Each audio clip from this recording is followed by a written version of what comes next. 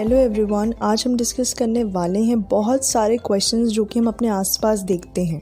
जैसे कि हम देखते हैं कि कुछ लोग ऐसे एरियाज़ में रह रहे हैं जहाँ जानवर भी नहीं रह सकते, लेकिन वहीं कुछ लोग इतने अच्छे लाइफस्टाइल में जी रहे हैं जहाँ उनका घर 5 स्टार के बराबर है।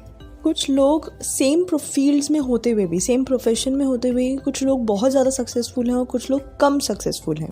सेम कंडीशन, सेम सर्कमस्टांसेस में कुछ लोग बहुत ज़्यादा पीसफुल हैं, हैप्पी हैं, सेटिस्फाइड हैं, वहीं दूसरे लोग रेस्टलेस हैं, अपसेट हैं, डिप्रेस्ड हैं। तो ऐसा क्यों?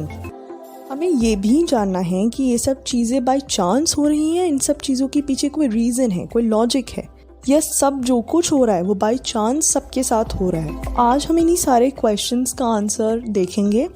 जो चीज़ें आज हम डिस्कस करने वाले, it is from the book as a man thinketh by James Allen. So let's begin. Thought and character are one, and as character can only manifest and discover itself through environment and circumstance, the condition of a person's life will always be found to be harmoniously related to his inner state. इसका basically मतलब ये है, thought and character are one. मतलब क्या है कि thought से ही हमारा कैरेक्टर बन रहा है। एक्चुअली में क्या होता है, हमारी थॉट्स हैं, उन थॉट्स को से हमारी प्रॉपर एक हैबिचुअल थिंकिंग बनती है, उस हैबिचुअल थिंकिंग से हमारी हैबिट्स बनती हैं, हमारा बिहेवियर बनता है, उससे हमारा कैरेक्टर और हमारी पर्सनालिटी बनती है। Thoughts and character are one. Basically character के पीछे थॉट्स ही हैं, तो दोनों को बेसिकली थॉट्स की बात की जाए या कैरेक्टर की बात की जाए तो बात एक ही है, क्योंकि उन दो कैरेक्टर का कॉज ही थॉट है और थॉट कैरेक्टर में दिखती है। और सिर्फ हम क्योंकि कैरेक्टर को देख सकते हैं, as only character can manifest, मतलब हम किसी की थॉट्स को तो देख नहीं सकते, किसी की थॉट्स हमें नहीं दिखती, हमें दूसरे का सिर्फ कैरेक्टर दिखता है, उसका किस तरीके का बिहेवियर है हमें ये दिखता है। Discover itself through environment and circumstance. Basically हमारे कैरेक्टर से ही जो चीज़ें हमारे पास एज एनवायरनमेंट और सर्कमस्टेंस बन रही हैं वो हमारे कैरेक्टर से बन रही हैं। Outer condition of a person's life will always be found to be harmoniously related to his inner state. इसका क्या मतलब है, जो हमारे आसपास जो भी सिचुएशंस हैं, जो भी सर्कमस्टांसेस हैं, वो कहीं ना कहीं उन सब की जो थॉट्स हैं वो हमारे खुद के दिमाग में है। वही थॉट्स जो कि हमने सो करी हैं सीड्स, ये एज ए रिजल्ट हमें reap in the form of conditions, in the form of circumstances हमें आसपास देखने को मिल रही हैं। This doesn't mean that a man's circumstance at any given time are an indication of his entire character, but that those circumstances are so intimately connected with some vital thought element within himself that for the time being they are indispensable to his development. इसका मतलब basically ये है कि हम suppose करें किसी person जो कि बहुत ही अच्छा था लेकिन उससे कुछ गलती हो गई, तो उस गलती की वजह से उसकी लाइफ में स्ट्रगल आ गया, लेकिन हम उस गलती या उस स्ट्रगल के बेस में ये नहीं कह सकते कि वो पर्सन पूरा का पूरा गलत है। बेसिकली हम किसी भी टाइम में जो कि कंडीशन सही नहीं है उस बेस पर हम उस पर्सन के एंटायर कैरेक्टर को जज नहीं कर सकते, लेकिन हाँ हम ये कह सकते हैं कि जो सर्कमस्टांस उसके सामने है वो उसकी खुद की थॉट्स की वजह से, उसकी खुद की सोच की वजह से है। प्लीज़ गाइज मेरे चैनल को सब्सक्राइब कर लो फॉर मोर वीडियोज़। अगर हम देखते हैं तो every man is where he is by the law of his being. The thoughts which he has built into his character have brought him there, and in the arrangement of his life there is no element of chance, but all is the result of a law which can not err. का मतलब basically ये है कि जो भी इंसान और जो भी सर्कमस्टांसेस, जो भी सिचुएशन में है, वो अपने खुद के थॉट्स से उसने जो कैरेक्टर बिल्ड किया, जो थॉट्स उसने खुद सो करी, उसकी वजह से उसका वो रिजल्ट है। कुछ भी बाय चांस, बाय लक उसके साथ नहीं हुआ, वो सब उस लॉ का रिजल्ट है जो कि थॉट्स के अकॉर्डिंग वर्क करता है, जो कि कभी भी एरर नहीं कर सकता। But all is the result of a law which can not air. Moving to next para, men do not attract that which they want, but that which they are.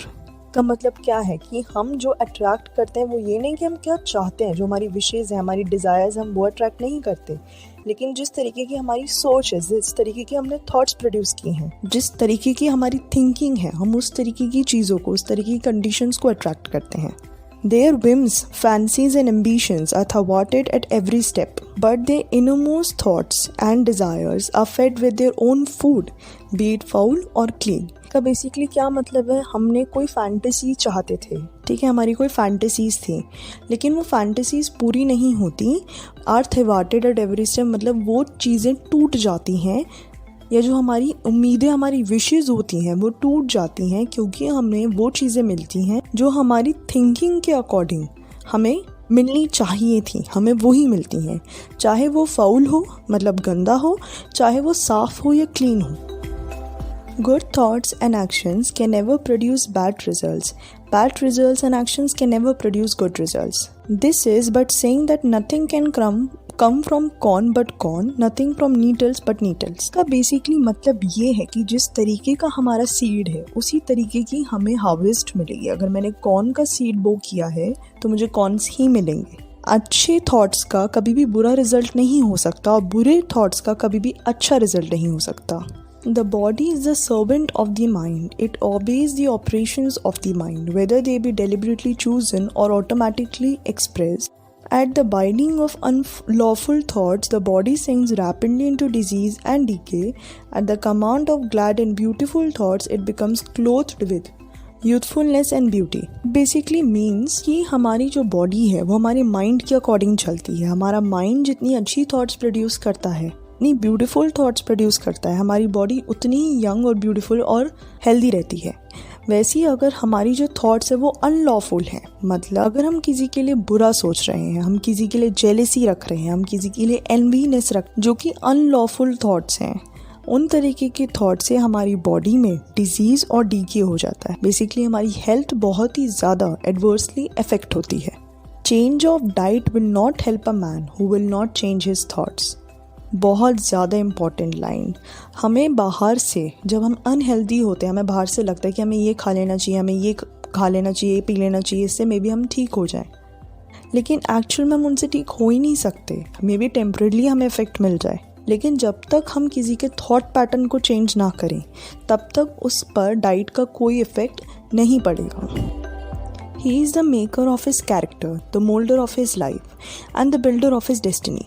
He may unerringly prove if he will watch, control, and alter his thought, tracing their effects upon himself, upon others, and upon his life and circumstances, linking cause and effect by patience, practice, and investigation, and utilizing his every experience, even to the most trivial, everyday occurrence, as a means of obtaining that knowledge of himself which is understanding, wisdom, power. Now this basically means क्योंकि हमारे thoughts हमारे under control हैं, हम जिस तरीके के thoughts चाहते हैं हम खुद उन्हें प्रोड्यूस कर सकते हैं, इसलिए हम अपनी लाइफ के जो है अपने कैरेक्टर के मेकर हैं, अपनी लाइफ के मास्टर हैं और अपनी लाइफ को हम जिस भी तरीके से चाहे मोल्ड कर सकते हैं, क्योंकि हम अपनी थॉट्स को समहाउ मोल्ड कर सकते हैं। हम अपने builder of his own destiny, इसका मतलब क्या, हम अपनी खुद की डेस्टिनी खुद बनाते हैं by our own good thoughts और बैड थॉट्स।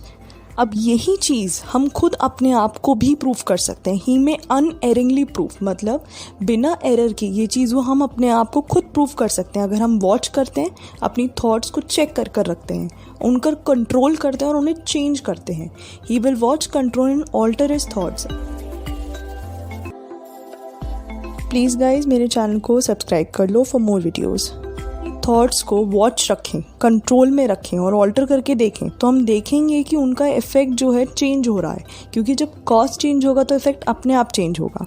तो उनका जो इफ़ेक्ट है थॉट्स का वो हम अपने ऊपर भी देखेंगे, अपने आसपास के लोगों पे भी देखेंगे और उन्हीं चीज़ों का इफ़ेक्ट हम अपनी लाइफ और सर्कमस्टांस पे भी देखेंगे।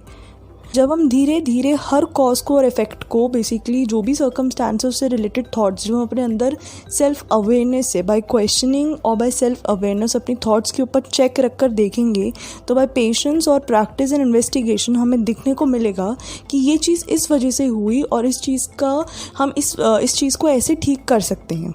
तो हम उस हर एक्सपीरियंस को यूटिलाइज़ करते जाएंगे जो कि हमारी डेली लाइफ में होंगे, even to the most trivial, मतलब जो भी हमें अगर बहुत ज़्यादा परेशान भी कर रहे हैं, लेकिन तब भी हम उन एक्सपीरियंस को हमें यूटिलाइज़ करना है, बेसिकली उनसे सीखना है और उन्हें उन थॉट्स को कॉन्सिक्वेंटली हमें चेंज करना है जो कि हमें डिज़ायर्ड आउटकम नहीं दे रही। जब हम इससे बाय पेशेंस और बाय प्रैक्टिस करते रहते हैं, अपनी थॉट्स को चेक करते हैं और फिर चेंज करते हैं, चेक करते हैं, चेंज करते हैं, तो बहुत ज़्यादा पेशेंस चाहिए। और साथ में ये जो चीज़ है ये हमें एक नॉलेज देगी, नॉलेज ऑफ हिमसेल्फ, क्योंकि हमें खुद की नॉलेज मिलेगी कि हम किस टाइम पर कैसा सोच रहे हैं। तो वो जो नॉलेज है वो अंडरस्टैंडिंग है और वो ही हमारी विजडम है, क्योंकि वो हमें सेल्फ अवेयरनेस दे रही है और वही हमें पावरफुल बना रही है, क्योंकि हम अब थॉट्स अच्छी ले पाएंगे ना। बेसिकली जो मैं एंडिंग में कंक्लूजन कंक्लूजन मैं यही कहूँगी कि जो भी सर्कमस्टांसेस पास्ट में क्रिएट हुई हैं because of your any thoughts, तो उन सर्कमस्टांसेस को आप इम्प्रूव कर सकते हो, उन्हें और बेटर कर सकते हो और उन्हें चेंज भी कर सकते हो, क्योंकि वो भी थॉट से बनी है। और अभी की जो फ्यूचर की जो सर्कमस्टांसेस या फ्यूचर में जो भी आपकी डेस्टिनी होगी वो भी थॉट से बनेगी। तो आप जो हो मोल्डर हो और आपके अकॉर्डिंग आप उन चीज़ों को चेंज कर सकते हो by changing your own thoughts.